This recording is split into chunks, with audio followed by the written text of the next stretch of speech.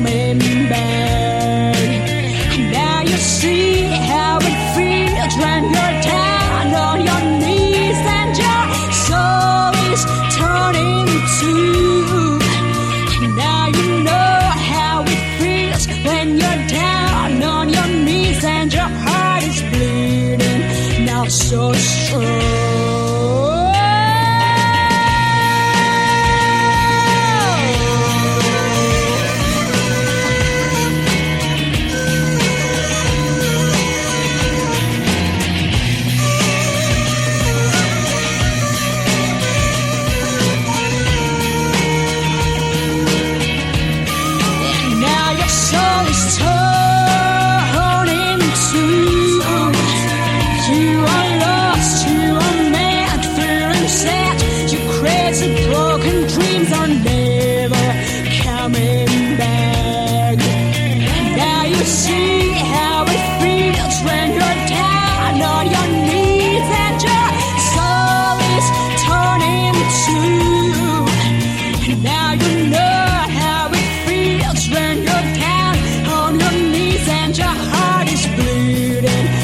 So strong.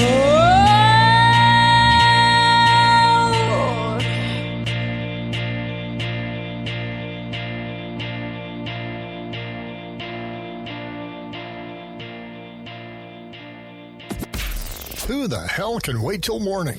Talk now at latenightsportsradio.com.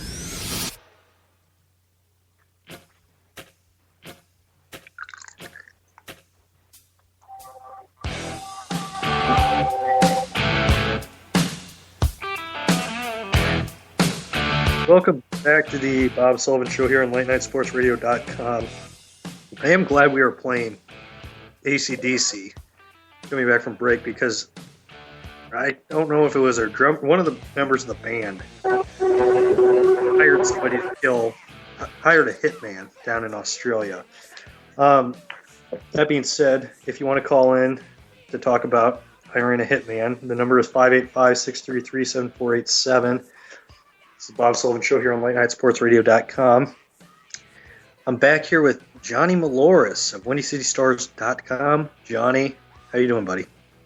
Oh, fantastic, man. I mean, if you want some scouting reports on some bounty hunters, I go pretty deep, man. I can go Boba Fett on you if you want. I got Boba Fett. We got Dog. We got a lot of bounty hunters out there, so feel free to call in. Yeah, Boba Fett, one of the best helmets ever made for a person. Yeah, no, I heard that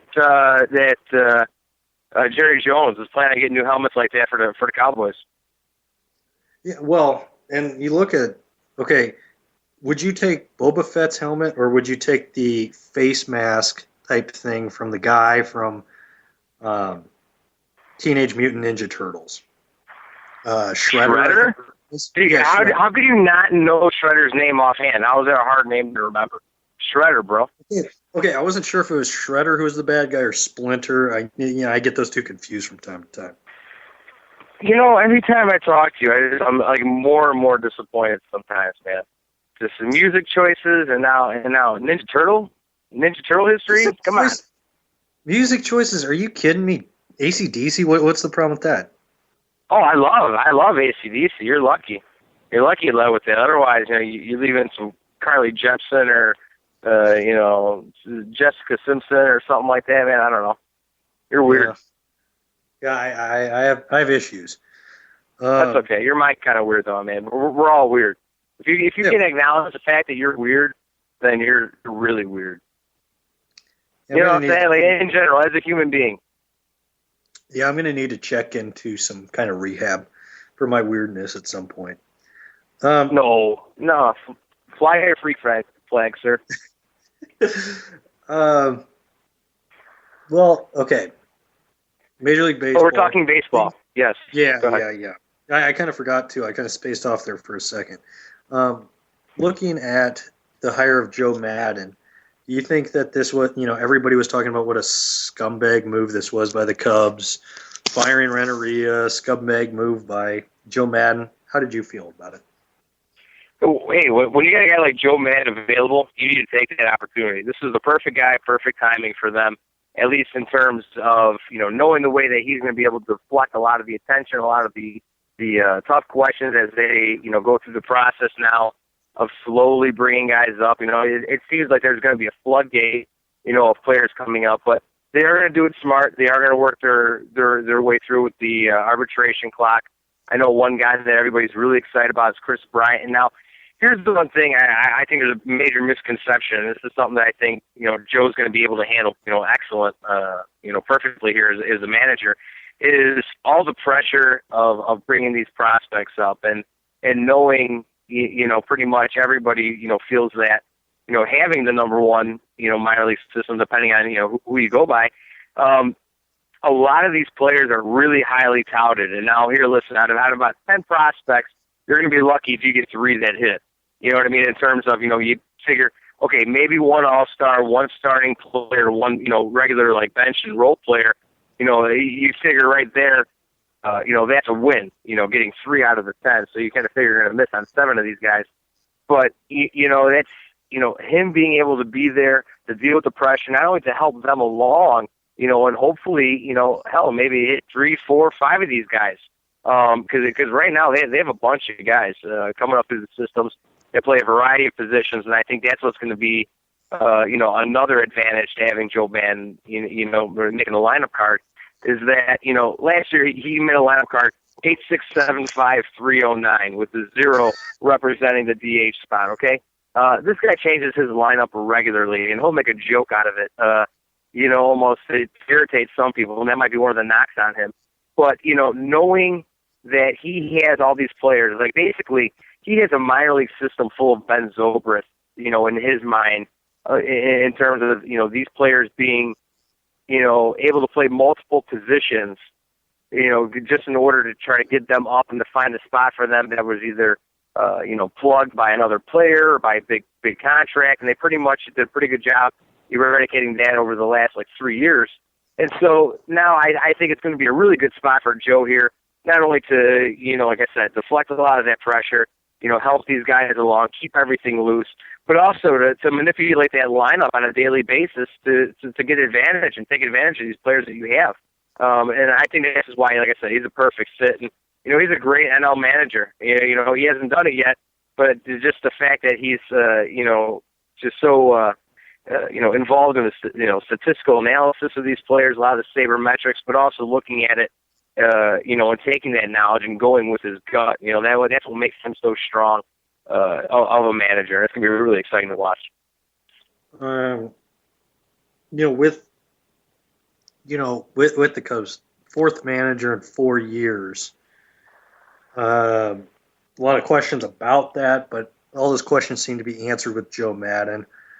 How much do you think this speeds up the timeline for the Cubs? Because it was what? Yeah, well, I've been hearing they're 2 years away for the last 4 years. Now that it seems like they should be 1 year away. Or now I'm hearing with Joe Madden, they're a wild card possibility. They have a wild card possibility this year. What do you see from the Cubs? Well, whoever was telling you 2 years for the last however many years has been way off. There's all. I think it was you. Straight up.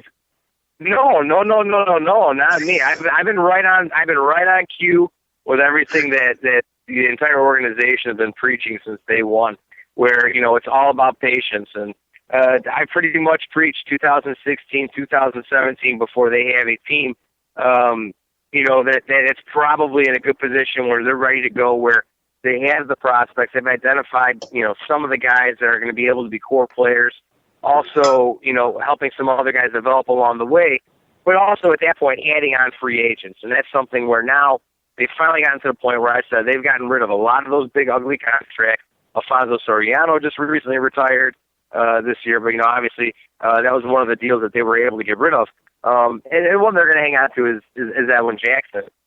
Unfortunately for a lot of people, that's going to be everyone's, big beef. And they've even admitted to to this point that was, a mistake to spend that much money. But again, he's a guy that's going to eat innings, and maybe where there's not so much pressure on him by adding, from what it sounds like right now, they're talking about, a lot of sources are saying they might sign Max Scherzer, might sign, John Lester. And so they're really out there. And now they finally, have everything set up to the point where they can start spending money. And I think that's what you're going to start seeing. Well, thanks a lot for going too far in depth, because I was going to ask about Lester and Scherzer. It's called a segue, sir. Welcome to the radio biz. Yeah, thank you for. Hey, I was the one that got you into this biz. So. Oh no, not into it. You helped me spread my name because you're a wonderful person like that. I got you elbow deep in the radio business, but looking at these, there's a good pitching market out there. That's the concern right now. I mean, you got Jake Arrieta. Pitching takes a lot more time to develop. But who would you bring in, and who do you think the Ricketts are willing to shell out money for this offseason? Well, absolutely. I mean, they're really right now finally looking to spend. Like I said, they got to the point where they got rid of a lot of the bad contracts. Those are basically all gone. They can move Starlin Castro if they feel like it. That's going to be one of the things where the Yankees, also the Mets, those are, two teams here in Chicago between Castro and then with the Sox with Alexi Ramirez. Those are guys that are probably, on a lot of teams' targets right now. And so we'll see what they do with that. But basically when it comes down to it, I think, the best fit for them, they're probably going to go after Scherzer. Right now they're talking, about 8 years, $200 million. And so I can see them, going for a guy like that because he's going to be able to eat them some innings. Still a little bit of a younger ball player, and that's one of the number one targets right now. Basically, the headliner of the starting pitching market. And then you also look at John Lester, and there's talk about possibly bringing him in too. Something where they'd be spending somewhere near $340 million just on two guys. Obviously stretched over the course of 8 to 6 years, but those are two pieces right there where that'll be able to give your ball club a chance to win a game. And that's pretty much what they're feeling is right now, Joe Madden there will be able to play with the lineup enough to the point where he's going to be able to manufacture runs for you. But when you have two headliners like that to go along with Jake Arrieta, that's really going to help him out. And I think here's one of the things that, I think is pretty much gone overlooked. Sure, they brought in Jake Arrieta. That was the guy that Chris Pasio. We'll see if Joe Madden decides to keep him on staff. But he's still under contract. That's a pitching coach there. And he's done a great job with bringing Jake Arrieta up and kind of helping him realize his potential. But the other thing that doesn't go seen here is the fact that they brought in Jacob Turner, Felix DeBrant, Danny Straley, James McDonald, Jason Grimm. These are all guys that were top on a lot of organizations' prospects list that just so happens to either that team gave up on them or they happen to be a victim of the numbers game in terms of running out of options and having to be called up and sent back down, back and forth to fill to get random spot starts. And whatever reason, whether it was a trade or claiming a guy off waivers, somehow Theo Epstein and Jed Hoyer managed to get these guys in their hands. And I'm really interested to see what happens with some of these guys. What do you think's more important? For a GM, hiring good coaches or hiring good scouts? Well, I think that's really a trick question. Absolutely a catch-22 when you think about it, because a lot of it is identifying the right prospects to bring in, but another part is developing these guys, and that's why I think it's a major strength that Joe Madden has proven year in and year out over the last 9 years here. That he's able to do that. He's able to help, like I said, deflect a lot of the attention, help these guys feel comfortable, but also he's absorbed so much over the game, and he's such a great communicator. That's the biggest reason why they brought him in. That's the reason why Dale Swayam got fired. Was they had discussed with him something that a message that they were looking to get through. And he wasn't able to relay that message. And so that's why they had to make that change. And, when it comes down to Rick Renteria, they really liked him. They felt